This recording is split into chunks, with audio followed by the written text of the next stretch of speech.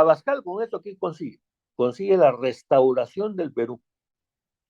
En 1821, cuando San Martín proclama la independencia del Perú y dice el Perú es libre e independiente por la voluntad de los pueblos, el Perú existente era ese Perú restaurado por Abascal.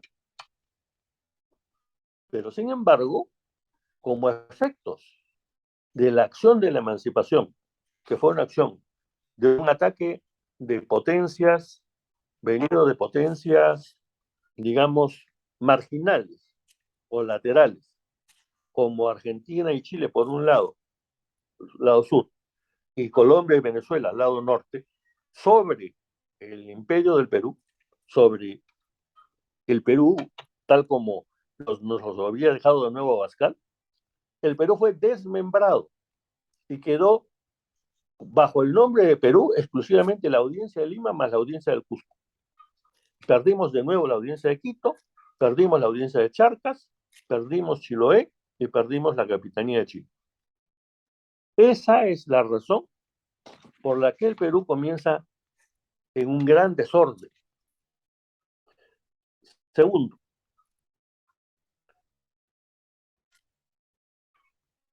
¿qué tipo de gobierno es al que estaba acostumbrado el peruano?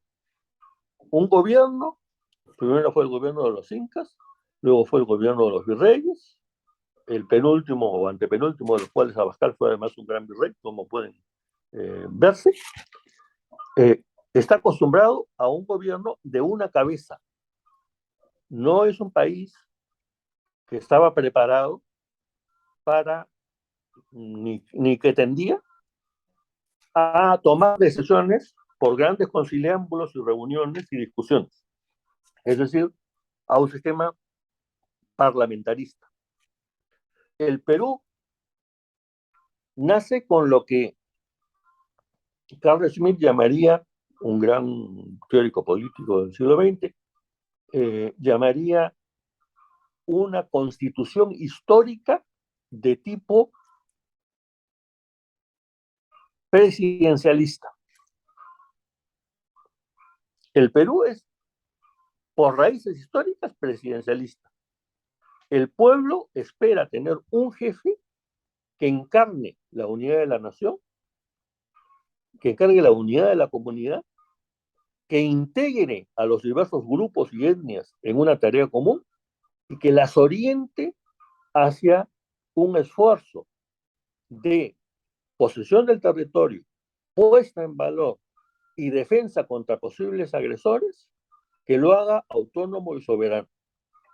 Por eso es que el presidente de la República es jefe del Estado, jefe de las Fuerzas Armadas y dirige las relaciones exteriores. Porque esas son sus tareas, las tareas fundamentales que tiene. Tratar de, eh, el tratar de limitar por favorecer a intereses de un grupo esta característica del gobierno en el Perú siempre nos ha llevado a periodos de anarquía y de disturbios extremadamente grandes. Bien, ahora, la pregunta es, este Perú que nace mal, porque nace en el fondo de una derrota, ¿no es cierto? El ejército, el ejército que pierde en Ayacucho es un ejército mandado por españoles que no tenían mucho interés en el Perú y querían regresar a España, pero formado fundamentalmente por peruanos. Eran, había mucho más peruanos peleando en Ayacucho bajo las órdenes de la Serna que los peruanos que estaban peleando en Ayacucho bajo las órdenes de Sucre y de Bolívar de lejos, ¿no es cierto? Como siempre solía estar el de las batallas.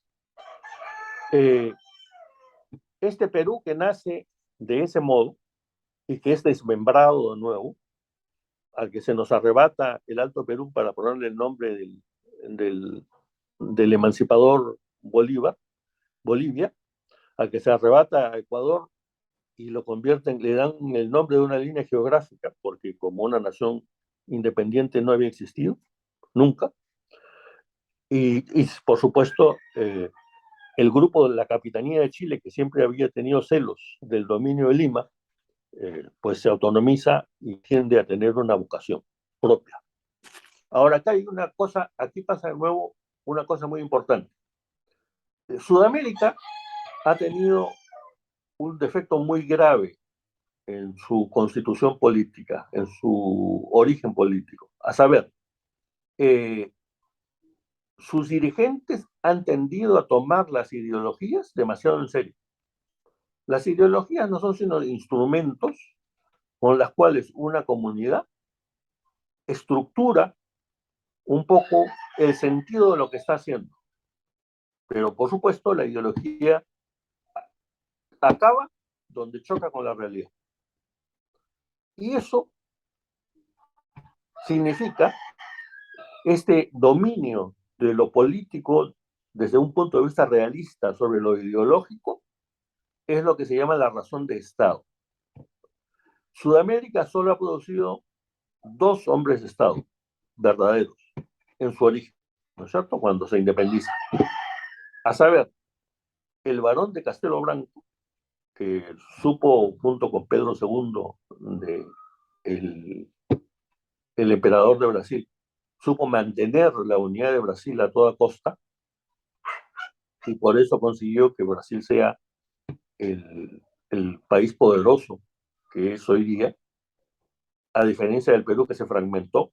El Perú estaba llamado a ser el Brasil del Pacífico, siendo como era mucho más grande, mucho más rico de lo que era Brasil originalmente. Bien, Castelo Branco supo mantener, supo que la primera tarea era mantener la unidad de Brasil y la mantuvo a toda costa. Se pasó después de la monarquía a la república, sí, pero a una república fuerte y que mantuvo siempre la unidad del país. Bien, en Chile también hubo un hombre de Estado. Ese hombre de Estado fue Diego Portales.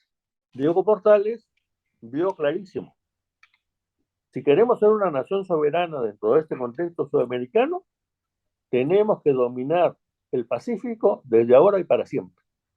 Eso está escrito en la puerta de la Escuela Naval de Chile.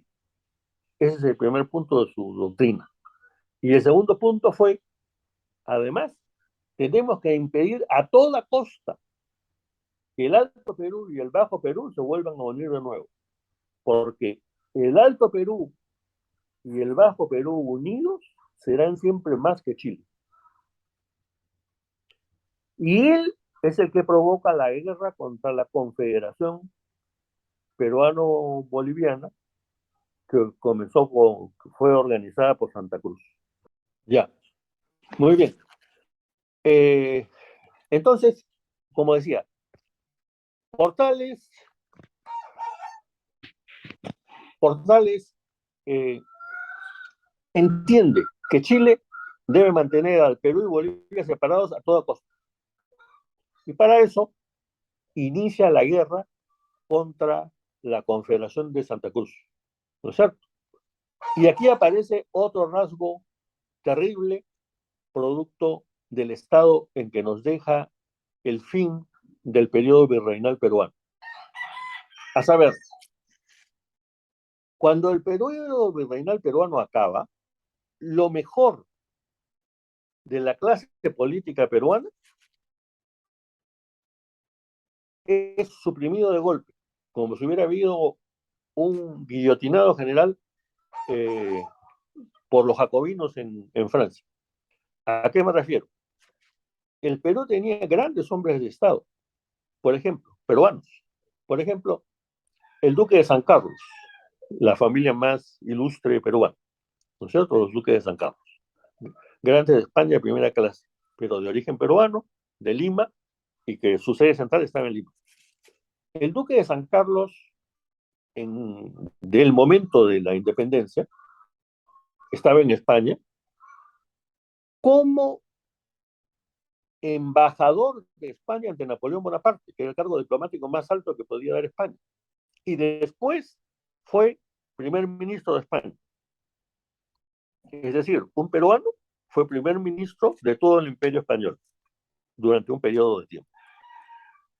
El Conde de la Unión. España fue invadida 2 veces por Francia.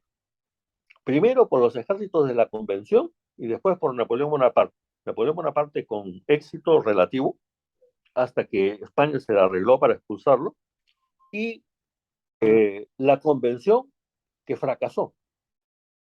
La Convención que fracasó eh, porque fue derrotada en los Pirineos. En el ejército que derrotó a la Convención, la parte más importante de las Fuerzas Armadas Españolas era el ejército de Cataluña. Y el capitán general del ejército de Cataluña fue el conde de la Unión, otro peruano, que incluso muere como resultado de heridas en una de las batallas. Pero lo importante es que derrota a este general peruano a las tropas de la Convención Francesa, siendo comandante en jefe de las tropas españolas. Es decir, teníamos una alta clase dirigente. Luego había otros hombres más recientes como Torretaglia, algunos Aliaga, etc. Toda esta gente es perseguida por Monteagudo primero y después por Bolívar. Y va y la nobleza peruana se refugia en San Felipe, y en el San Felipe donde estaba Rodil, ¿no es cierto?, que resistió ahí 2 años. Ahí vino una gran peste y en esa peste murió prácticamente toda esa clase política. El Perú perdió esa clase política. Y Goyeneche, a su vez, en cuanto tiene el éxito de Huaki, lo nombran conde de Huaki, el rey de España, y lo llama a España para que trabaje en España, donde tiene altos cargos. Y se quedó en España. Es decir, nos quedamos de golpe sin una clase dirigente. Y lo que hubo fue una clase dirigente recién emergida o extranjeros que se quedaron en el Perú, o extranjeros que recién llegaban al Perú. El Perú ha tenido la particularidad de tener una clase dirigente que tenía tradicionalmente a lo máximo 2 o 3 generaciones en el país. Incluso podemos ver, si nosotros analizamos la clase dirigente peruana hoy, los grandes grupos económicos, por ejemplo, porque esa es una clase dirigente que como no es peruana, sino recientemente, no tiene interés por el Estado y no se preocupa mucho por el Estado, mientras el Estado no lo estorba. Eso es todo lo que pide, ¿no es cierto? Romero, ¿cuánto tiempo tiene los Romero en el Perú? Ni 100 años. ¿Cuánto tiempo tienen los Brescia? Menos. Y así podríamos poner 100 ejemplos a lo largo de la historia de la República, ¿no es cierto? Bien, entonces, tenemos primero una élite dirigente, primero mermada, decapitada, y segundo, no arraigada. Y eso es un defecto muy grave. Esa élite dirigente fue la que permite al extranjero influir en la política peruana para conseguir sus objetivos. ¿Qué cosa hace Chile para derribar a la federación, a la confederación? Apoyar a disidentes peruanos, sobre todo a Gamarra, uno de los genios nefastos de la política peruana,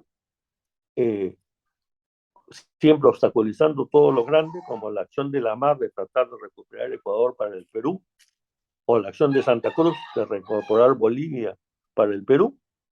Él siempre se opuso a eso, solamente por deseo de poder personal y por eliminar a rivales que consideraba peligrosos. Y para eso no vaciló nunca en aliarse con extranjeros, con los colombianos contra la mar y con los chilenos contra Santa Cruz. El Perú, la Confederación fue derrotada solo por 2 razones. Uno, porque los peruanos estaban divididos. Y segundo, porque a Santa Cruz le faltó, que era un brillante hombre de Estado, muy hábil. Sin embargo, tenía una debilidad, no, a pesar de que era un general, no entendía bien la lógica de lo militar. La primera invasión chilena contra la Confederación es derrotada por Santa Cruz. Santa Cruz cerca al ejército chileno. El ejército chileno, al final de la primera de la primera invasión está cercado totalmente por las tropas peruanas. Entonces, Santa Cruz les dice, perfecto, o se rinden o los aniquilamos. Si se rinden, los dejo ir con armas y con todo. Lo único que tienen que hacer es firmar un papel diciendo que nunca más van a volver a hacer guerra al Perú. Y fue tan ingenuo de creer que los chilenos iban a hacer eso. La lógica militar, ¿cuál era? Destruir totalmente al ejército chileno. La guerra contra la Confederación no era popular en Chile. Tan no era popular, es decir, la claridad de conciencia de Portales todavía no había pasado a la nación chilena. Para los chilenos era una guerra más, y una guerra que, ¿para qué? ¿No es cierto? Suponía esfuerzo, mandar soldados, morir ahí en el Perú, no. Entonces, no querían. Tan es así que hay un golpe de Estado contra Portales y lo matan. Portales muere asesinado un golpe tratando de evitar la guerra con la Confederación. Luego los golpistas son liquidados, por supuesto, pero bien, ya la guerra está comenzada, se hace, y Santa Cruz deja que el ejército chileno se vaya. En cuanto el ejército chileno regresa a su patria, con sus armas y todo encima, lo primero que hacen es desconocer el acuerdo con Santa Cruz. Como es natural, es lo que pedía la lógica de Chile, ¿no es cierto? Entonces, y además hay que recordar una cosa que yo creo que los peruanos debemos grabarnos siempre. A saber, Chile no ha cumplido ni uno solo de los tratados que ha firmado con el Perú, nunca. Todos los tratados los ha torcido al final a su favor o secamente se han negado a cumplir. Ejemplo, los tratados firmados para acabar la guerra del Pacífico, ¿no es cierto? Promete un referéndum para ver quién se quedaba con Tacna y Arica. Como se da cuenta de que los peruanos de la zona seguían siendo peruanos a pesar de toda la opresión y de todos los intentos de soborno, de las coacciones, etcétera, ¿qué hacen? Dicen, no hay más referéndum, nos quedamos con todo, pensando en quedarse solamente con Arica y devolver Tacna como por si era necesario, porque además Tacna era irredenta, era imposible de mantener bajo control por el peruanismo de la gente. Bien,